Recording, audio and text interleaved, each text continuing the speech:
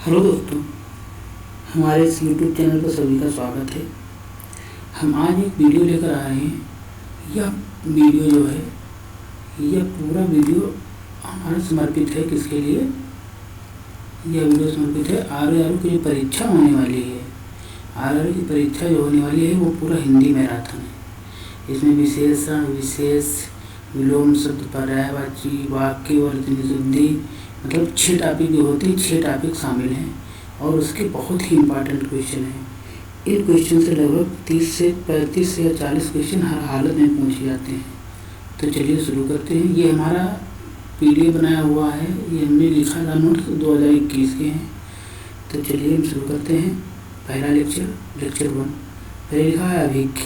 अभिज्ञ का विलोम है। अभिज्ञ का विलोम होता है अनभिज्ञ। अभिज्ञ का विलोम क्या होता है? अनभिज्ञ। अब यहाँ पर लिखा है भिज्ञ। भिज्ञ मतलब होता है अच्छी तरह से, और ज्ञ मतलब होता है जानने वाला। भिज्ञ मतलब अच्छी तरह से, ज्ञ मतलब होता है क्या? जानने वाला। अब यहाँ पर एक बात समझना बहुत अच्छी तरीके से। बात यहाँ पर ये है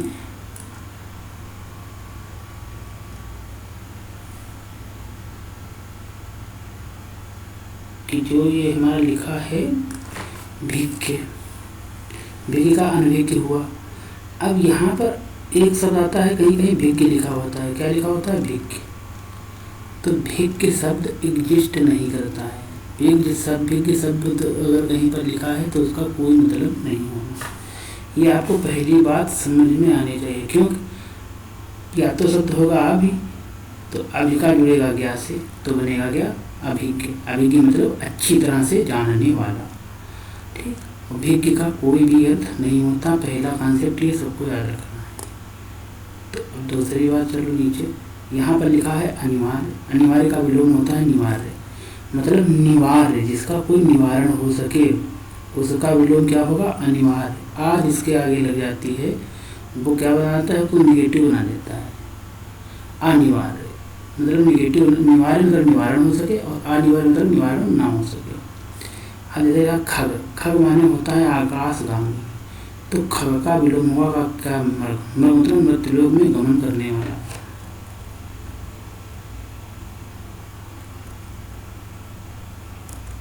इसके बाद में है विलोम के कितने भेद हैं। विलोम जो होता है, विलोम के 4 भेद होते हैं। विलोम के कितने भेद होते हैं? 4 भेद होते हैं। तो यहाँ पर को क्या हो, विलोम के 4 भेद होते हैं। जो वो है क्या? पहला पूर्ण विलोम। पूर्ण विलोम कैसा होता है? पूर्ण विलोम का मतलब होता है जैसे राजा, रानी, ये क्या हो गया हमारा?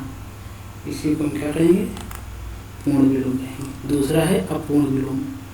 अपूर्ण या आंशिक विलोम में एक शब्द आता है। तो अपूर्ण या आंशिक विलोम का मतलब होगा कि राजा या रंक। राजा रानी हो गया पूर्ण विलोम, और राजा या रंक हो गया कैसा? अपूर्ण या आंशिक विलोम। लैंगिक विलोम क्या होगा? राजा रानी, जो हमारा राजा प्रजा, सॉरी, पूर्ण विलोम में क्या होगा? राजा प्रजा होगा।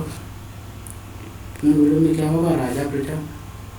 अपूर्ण विलोम में होगा क्या? राजा रंक। और लैंगिक विलोम जो होता है उसमें क्या होगा? लैंगिक से संबंधित होगा, महिला या पुरुष, तो राजा रानी। और भावात्मक जो होता है विलोम, तो होता है क्या? राजा और दास। तो विलोम 4 प्रकार के होते हैं। पूर्ण विलोम मतलब पूरा उल्टा। जो राजा है, तो राजा किसके लिए बनाएंगे? प्रजा के लिए, राजा या प्रजा। अपूर्ण या आंशिक विलोम राजा और रंक। लैंगिक विलोम राजा या रानी, मतलब एक उदाहरण दिया गया है इस तरीके से। और अगर भावात्मक विलोम होगा तो कोई राजा है तो कोई दास। अब यहाँ पर आगे है समष्टि। समष्टि का विलोम होता है क्या? व्यष्टि। समष्टि मतलब होता है सबके लिए, व्यष्टि मतलब होता है सिर्फ अपने लिए। अब यहाँ पर देखो एक चीज लिखी है मिठाई। मिठाई माने होता है मिष्टान। ये बिल्कुल सही। मिठाई का क्या होता है? मिष्टान। ये वाक्य उसके लिए बिल्कुल सही लिखा हुआ है। तो यहाँ पर विलोम नहीं। मिठाई का क्या होता है? मिष्टान शब्द सही होता है। मिठाई के लिए मिष्टान क्या है? तत्सम है। अब इसके बाद में क्वेश्चन नंबर 6 आया है। क्या है? समास। समास का विलोम क्या होगा? व्यास। समास मतलब छोटा करना, और व्यास मतलब फैलाना। और संधि का विलोम होता है विग्रह। समाज का संधि का विच्छेद नहीं हुआ, संधि का समास नहीं होता, समास का क्या होता है? विग्रह। समास का मतलब क्या होता है? विग्रह होता है। फिर यहाँ पर आ गया हमारा प्राची। प्राची होता है हमारा, प्राची का मतलब होता है पूर्व, तो इसका विलोम हुआ प्रतीची। प्रतीची मतलब पश्चिम। उदीची का मतलब होता है उत्तर, तो समीची का मतलब क्या होगा? दक्षिण।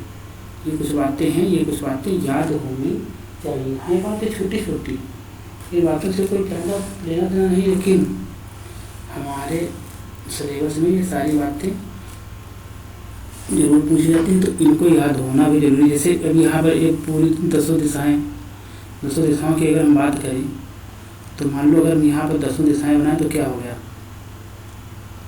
इस तरीके से हमारी दिशाएं बनती हैं। ये क्या हो गया हमारा? ये हो गया पूर्व, ये हो गया पश्चिम, ये हो गया उत्तर, ये हो गया दक्षिण। तो पूर्व को क्या बोला गया? प्राची बोला गया। पश्चिम को क्या बोला गया? प्रतीची बोला गया। उत्तर को क्या बोला गया? उदीची बोला गया। दक्षिण को क्या बोला गया? समीची बोला गया।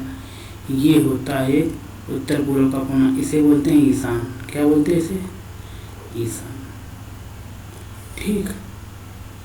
और ये होता है दक्षिण पूर्व का कोना, इसे बोलते हैं आग्नेय। इसको क्या बोलते हैं? आग्नेय। ये होता है पश्चिम दक्षिण, इसे नेत्रेय बोलते हैं। इसे क्या बोलते हैं? एक मिनट रखना।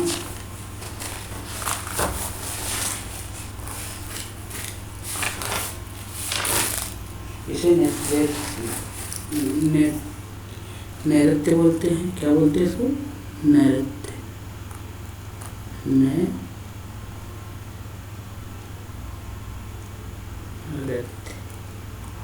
और इसके ऊपर ये जो होता है कोना उत्तर और पश्चिम का, इसको क्या बोलते हैं? वायव्य बोलते हैं। ठीक। अब यहाँ पर 8 दिशाएं हो गई। एक दिशा ऊपर की ओर होती है, एक दिशा नीचे की ओर होती है। तो ऊपर वाली दिशा को बोलते हैं ऊर्ध्व। ऊर्ध्व माने ऊपर, ऊर्ध्व। हम नीचे की दिशा को बोलेंगे क्या? अधा। नीचे की दिशा को क्या बोलेंगे? अधा बोलेंगे। तो यहाँ पर ये कुछ पॉइंट थे जो समझने वाले थे। अब इसके आगे चल रहे हैं। इसके आगे फिर इसको हम मिटा दें।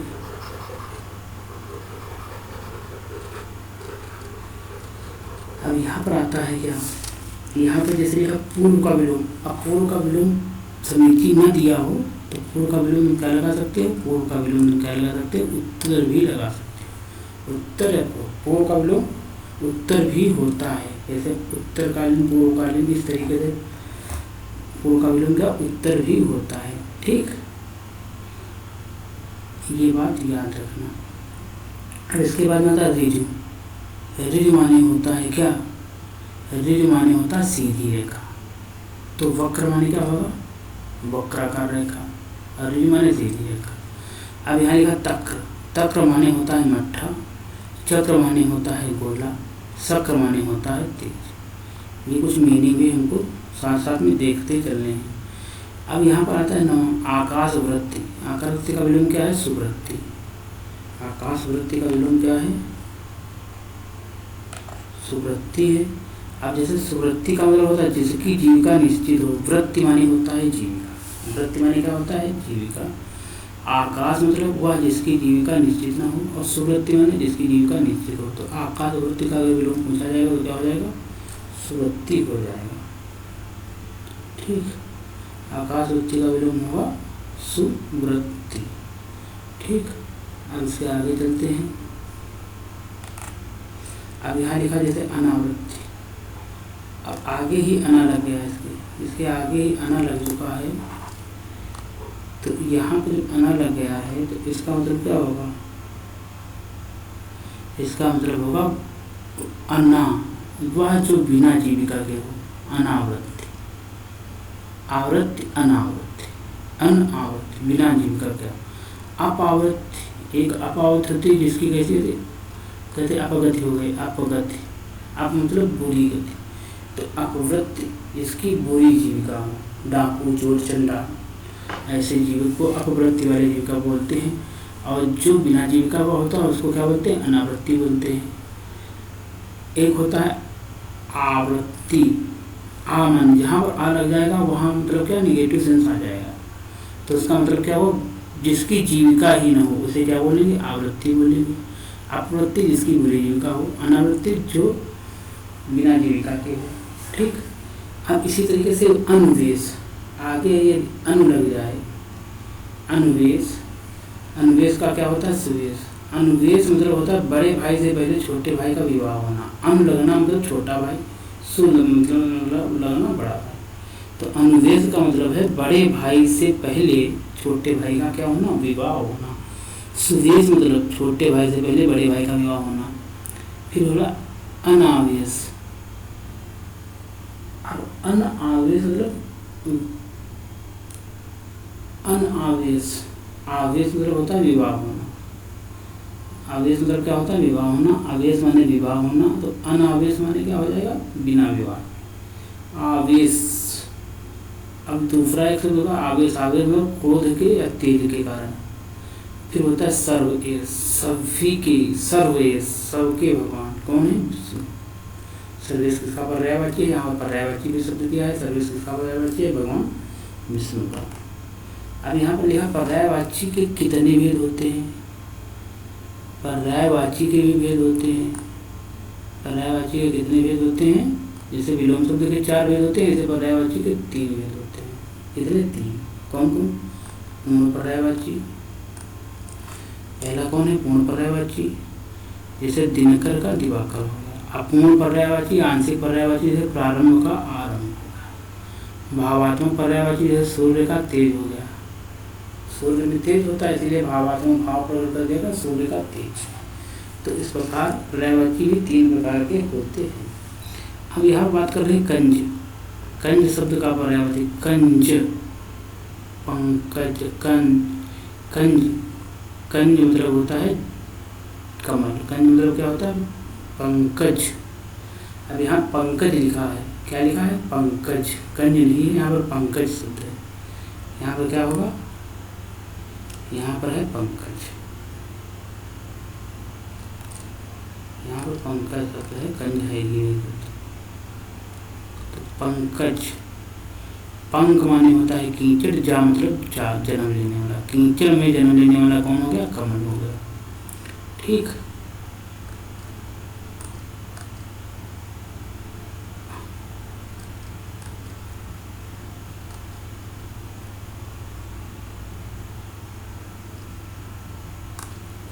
अब जैसे लिखा है यहाँ पर तीव्र।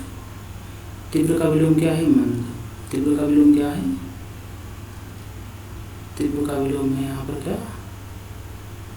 मंद है।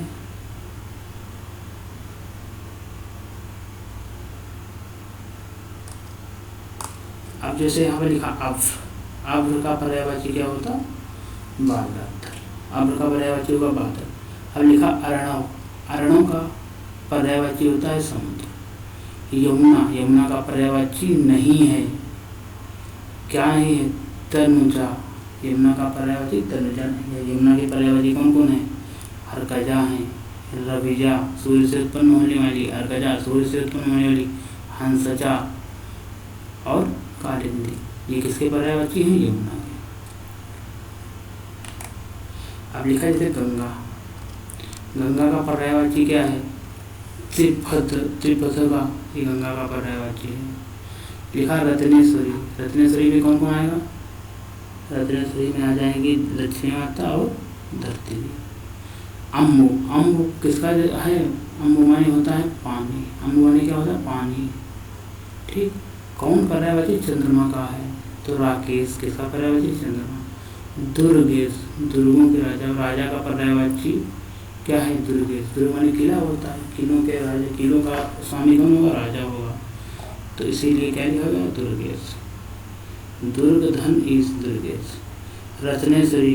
लक्ष्मी, धरती, गाय, तीनों के पर्यायवाची होते हैं कौन? रत्नेश्वरी। रत्नेश्वर। रत्न देने वाला कौन था? समुद्र, विष्णु भगवान। आकाश, पर्वत। रत्नेश्वर के पर्यायवाची कौन कौन है? समुद्र, आकाश, पर्वत, विष्णु भगवान। अब लिखा विषम। क्या लिखा है? विषम का विलोम क्या होगा? विषम। विषम का विलोम होगा सम। भुजंग का समानार्थी क्या है? सर्वनाम।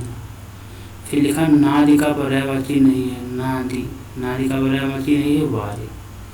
अब हमारी कुछ अमोघ श्रृंखला है, ये भी मैं उसी समय लिखी थी यूट्यूब से, बहुत फेमस यूट्यूबर की श्रृंखला है। चलिए शुरू करते हैं। जैसे यहाँ पर हम विशेष और विशेषण की बात करें। विशेष क्या है? स्वाद। और विशेषण क्या हो जाएगा? विशेष विशेषण में स्वाद और क्या हो जाएगा? स्वाद। और यहाँ पर जैसे विशेष क्या है? विशेष और विशेष। अब यहाँ पर एक बात समझना, पहले ये एक बात छोटी है समझ लो, होता क्या है विशेष विशेषण और विशेष विशेषण, ये होता क्या है? जैसे लिखा हमने एक शब्द लिखा, जैसे हमने यहाँ पर क्या लिखा? जैसे लिखा वाह। यहाँ पर हमने एक शब्द लिखा वाह।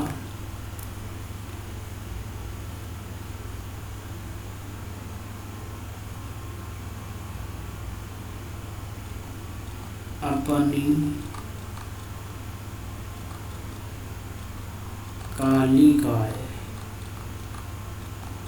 एवं बकरी को चराता है।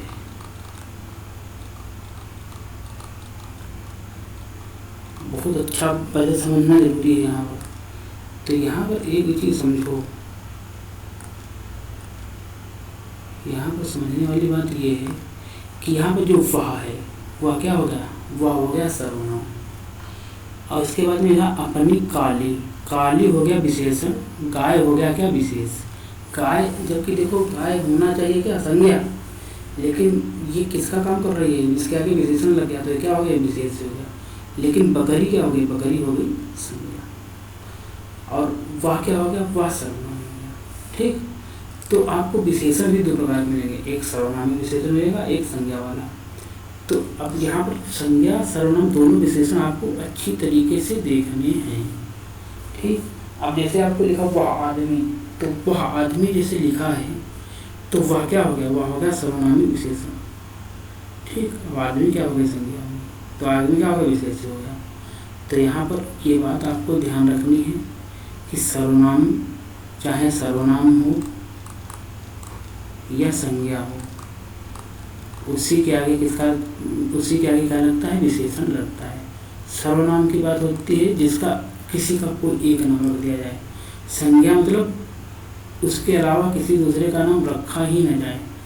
सर्वनाम का मतलब हो गया जैसे नदी, क्या हो गया? जैसे नदी हमारा सर्वनाम हो गया। और संज्ञा क्या हो गया? गंगा, गोमती। गोमती दूसरे नाम नहीं रखा जा सकता, गंगा भी नहीं रखा जा सकता। नदियों में तो गंगा भी आ गया, गोमती भी आ गया। तो सर्वनाम एक ऐसी चीज़ जिसमें सब कोई आ जाए। जैसे मास्टर, मास्टर में सभी आ जाते। जैसे कोई एक विशेष मास्टर, तो उसमें केवल एक ही आदमी आएगा। तो ये हो गया क्या? विशेष मास्टर हो गया संज्ञा, और मास्टर क्या हो गया? सारे सर्वनाम हो गए। तो यहाँ पर याद रखना, यहाँ पर जो हमारा ये है क्या? विशेषण है। विशेषण के बाद ये किसका विशेषण है? गाय का। तो गाय क्या हो गया? विशेष हो गया। बकरी केवल अकेले है तो बकरी क्या हो गई? संज्ञा हो गई। ठीक, और यहाँ पर वह है, वह क्या हो गया? वह हो गया हमारा सर्वनाम। यहाँ पर कोई भी आ सकता है, वह की जगह पर कोई भी आ सकता है। अकेले लिखा होता सुरेश या रमेश तो वो फिर संज्ञा हो जाती। ठीक, अब यहाँ पर इसके नीचे हम चलते हैं।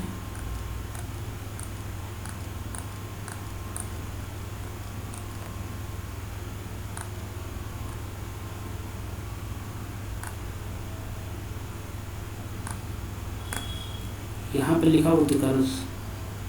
उत्कर्ष का मतलब उत्कृष्ट। अब यहाँ लिखा उत्कर्ष मतलब उत्कृष्ट, जो विशेष के आगे लग जाए। उत्कर्ष क्या होगा? एक तरीके की संज्ञा हो गई। ठीक, अगर अकेले है तो संज्ञा हो गई। अब उत्कर्ष जी का नाम भी हो सकता है। ठीक, और जैसे लिखा पंच, पांच माने होती धूल, और पांचल माने धूल भरा। जैसे लिखा पांचल जीव, धूल भरा हुआ जीव, और पंच माने क्या हुई? जीव, धूल हुई। अब जैसे लिखा प्रथा, प्रथा माने किसी को पृथ्वी होता है, प्रथा माने प्रथा। और उसका विशेषण क्या हो जाएगा? पार्थ। जैसे निशा, निशा क्या होगा? नैस। बुद्ध का होगा? बौद्ध। जैसे लिखा होता बौद्ध धर्म, बौद्ध जाति। अब यहाँ पर कैसे लिखा है? शिव। शिव का क्या होगा, शैव, शैव धर्म हो जाएगा। अब लिखा है यहाँ सभा, सभा, सभा का विशेषण क्या होगा, सभ्य, सभ्य पुरुष। दूत, दौत, ये विशेषण है। दस्त का दस्तवार, हृदय का हार्दिक, हार्दिक अभिनंदन। निषेध का निषिद्ध, प्रथ का प्रफुल्ल, चंद्र का चांद्र। ये हमारे क्या है, चंद्र है विशेष और चांद्र क्या है, विशेषण।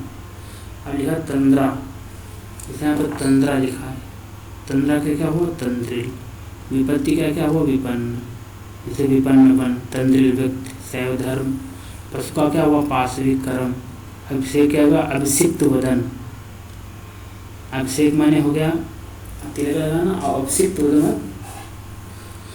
अब लिखा अंत, अंत क्या हुआ, अंत या अंतिम, ये हमारा विशेषण है। अंतिम दिन, अंतिम रात्रि, अंतिम लग गया, विशेषण हो गया। अंत, अंत होना, अंत एक क्रिया की संज्ञा है, इसके आगे विशेष से लग सकता है, विशेषण लग सकता है। ये विशेष भी बोला जा सकता है और संज्ञा भी बोला जा सकता है। खान, खान का क्या हुआ, खनिज। आयु, आयुष्मान भव। विद्वान, वैदुष्य। भगवत, भगवत का क्या होगा, भागवत, जैसे भागवत धर्म। हंसी का हसौड़, व्यक्ति। हंसी क्या हो, हंसी है हमारा विशेष, हसौड़ क्या होगा, विशेषण, हसौड़ व्यक्ति। गृहस्थ का क्या है, गारहस्थ। गंगा का क्या है, गांगे। पुरुष का क्या है, पौरुष है। मथुरा का क्या है, माथुर। मथुरा है हमारा विशेष, माथुर क्या है, विशेषण। मिथिला क्या हुआ, मैथिल। संदेह का क्या हुआ, संदिग्ध व्यक्ति। उपन्यास क्या होगा, औपन्यासिक। सत्य का क्या होगा, साक्त। मुंह का क्या होगा, मूत्र। ईसा का क्या होगा, ईसवी। अब इसके आगे जैसे आ गया, जैसे यहाँ पर लिखा है हमारा क्या, क्षोभ, क्षोभ का क्या होगा, शुद्ध। मुंह का क्या होगा, मुग्ध। स्तुति का क्या होगा, स्तुत्य। अब इसके बाद में क्या लिखा है, ये लिखा है ईसा, ईसा का क्या होगा, ईसवी। स्तुति का क्या होगा, स्तुत्य। समर का क्या होगा, सामरिक। मन का मानसिक, मानस का मानसिक। मन का मनस्वी, मानस का मानसिक। ओष्ठ का ओष्ट। आदि का आदिम या आद्य, आद्य पुरुष, आदिम पुरुष। समय का सामयिक। ये हमारे थे विशेष और विशेषण। अब आता है लिखते 2 हमारा तत्सम। तत्सम क्या क्या तत्सम है, जिसमें री लगा हो, रा लगा हो की मात्राएं वाले हमेशा तत्सम होते हैं। नंबर 2 खा, सा, छ, तो फिर या, सा, ज्ञा, ये सब क्या होते हैं, ये भी सब हमारे तत्सम होते हैं। ठीक, अगर ये कहीं पर लगे हैं किसी भी क्वेश्चन में, किसी भी मतलब शब्द में, तो शब्द हमारे कैसे कहलाएंगे, तत्सम शब्द कहलाएंगे। जैसे लिखा मंडित, मंडित, ये हमारा कैसा शब्द है, तत्सम। शेष तत्सम, क्षत्रिय तत्सम, ज्ञात तत्सम, कक्षा तत्सम, छावी तत्सम शब्द होता है। अब लिखा जिन, संस्कृत में जिनका संस्कृत में रूप चलता है वो सारे क्या होते हैं, तत्सम होते हैं। जैसे तद्भव तत्सम। तत्सम क्या, शेर, शेर तद्भव है, तत्सम क्या होगा, सिंह। भालू का भल्लूक। वानर का, वानर खुद तत्सम, वानर का होता है बंदर। हिरण का तत्सम क्या होगा, मूर्ख। ठीक, अब लिखा है चौपाई का तत्सम। चौपाई मतलब चतुष्पदी, चौपाई का तत्सम क्या होगा, चतुष्पदी होगा। अब लिखा चतुष्पद, चतुष्पद का तत्सम क्या होगा, चौपाया। चतुष्पादिका, चतुष्पादिका चौकी या चारपाई। चतुष्पाई, चतुष्पद, चतुष्पद का चौपाया और चतुष्पादिका मतलब चारपाई। चतुष्पाद मतलब चार पैर। तद्भव और तत्सम के बीच के शब्द कहलाते हैं अर्ध तत्सम। जैसे कर्म, चर्म, धर्म, ये कैसे हैं, अर्ध तत्सम शब्द हैं। अनाड़ी का तत्सम क्या होगा, अनार्य होगा। पानी का तत्सम क्या होगा, पानी। पानी तत्सम नहीं है, पानी है तद्भव शब्द, और पानी का तत्सम क्या होता है, पानी होता है। ठीक, लिखा निम्न तत्सम शब्द रहा। कुक्कुर तत्सम है, ये तद्भव। कुत्ता, ये भी तद्भव। अब बिल्ली का तत्सम क्या होता है? बिलाड़। निम्न में तत्व है भ्रंग, श्रृंग, ये तो हो नहीं सकते। दिन, तो रात्रि, इसका क्या होना चाहिए? रात्रि होना चाहिए। ये क्या है? ये है तद्भव। फिर दूल्हा का तत्सम होता है क्या? दुर्लभ। और फिर लिखा निम्न में तत्सम है, तो लिखा पक्षी। चिड़िया का चटका, पक्षी तत्सम है। चिड़िया तद्भव है, बंदर तद्भव है, गाय तद्भव है। चिड़िया का क्या होगा? चटका। पक्षी एक तत्सम ही शब्द है। चिड़िया का तत्सम क्या होगा? चटका होगा। बंदर का तत्सम क्या होगा? वानरा होगा। गाय का क्या होगा? गौ होगा। टुकुली का क्या होगा? त्रिकुटी होगा। सिंदूर का क्या होगा? सिंहरज होगा।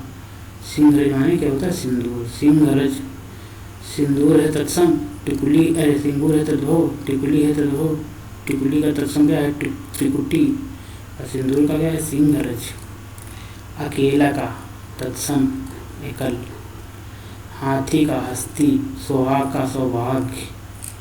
निम्न में तद्भव है पुस्तक, लेखनी, तैल, दूध, तो इसमें दुग्ध होना चाहिए। तत्सम क्या होगा? दूध। और तैल क्या है? तत्सम है। लेखनी क्या है? तत्सम है। पुस्तक क्या है? तत्सम है। खेत का तत्सम होगा क्षेत्र। खेत नहीं बोला जा सकता, खेत का क्या बोला जाता? क्षेत्र बोला जाता। और वेद का वेत्र होता है, हेत का हेत्र होता है। अब यहाँ पर कुछ और शब्द हैं, जैसे वह नायिका जिसका पति परदेश से आने वाला हो, क्या बोलेंगे? आगमिष्यत पतिका। आगत पतिका परदेश से आ गया हो उसको क्या बोलते हैं? आगत पतिका। जिसका पति परदेश से आ गया हो, आगमिष्यत आने वाला हो, तो क्या बोलेंगे? आगमिष्यत पतिका। और जिसका आ गया हो क्या बोलेंगे? आगत पतिका। जिसका पति छिपा हुआ हो क्या बोलेंगे? नैपथ्य पतिका। ठीक। आग में जंगल में लगने वाली आग को बोलते हैं दावानल।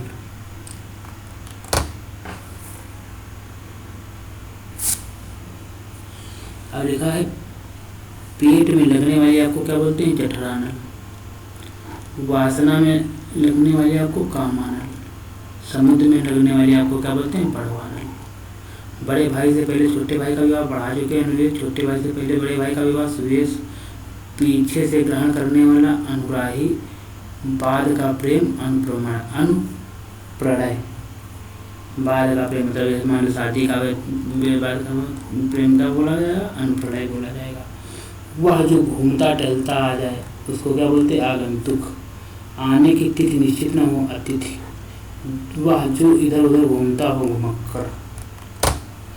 वह जो दूर दूर तक घूमता हो उसको क्या बोलते हैं? यायावर। जो दूर दूर तक घूमता है उसको यायावर बोलते हैं। वह जिससे अपने कर्तव्य का बोध न हो, किंग कर्तव्य विमूढ़। कर्तव्यच्युत, कर्तव्य से घिरा हुआ। कर्तव्यच्युत, विच्युत, कर्तव्य विच्युत, कर्तव्य से विमुख। कर्तव्यारूढ़, कर्तव्य का बोध होने वाला कर्तव्यारूढ़। कर्तव्यद्रोही, कर्तव्य को न मानने वाला। यात्रा के समय ले जाने वाला भोजन को पाथेय बोलते हैं। पाथेय भोजन होता है कौन सा? यात्रा के समय ले जाने वाला। वह जिसका आदि अंत न हो, अनागंत। वह जिसका आदि अंत हो, आगंत। आदि और अंत से दूर, अद्यंत, आगंतेतर। आदि और अंत से दूर ना होना, अनागंतेतर। किवाड़ शब्द है तत्। किवाड़ कैसा शब्द है? तत्सव। और किवाड़ का तत्सव क्या होता है? कपाट। गुरु के समीप रहने वाला विद्यार्थी कैसा होता है? अंतेवासी होता है। छात्रावास में रहने वाला विद्यार्थी अंतावासी। और गुरु के समीप रहने वाला अंतेवासी। हल्दी का तत्सम होता है हरिद्रा। तो आज का वीडियो हम यहीं तक रखेंगे। ये सारा वीडियो जो हमारा 30 पेज का वीडियो है, ये सारा वीडियो हम धीरे कल शाम तक अपलोड कर डालें। तो आप लोग वीडियो जरूर देख लेना। बहुत ही अच्छा वीडियो है, रिवीजन टाइप का भी हो जाएगा आपका। धन्यवाद।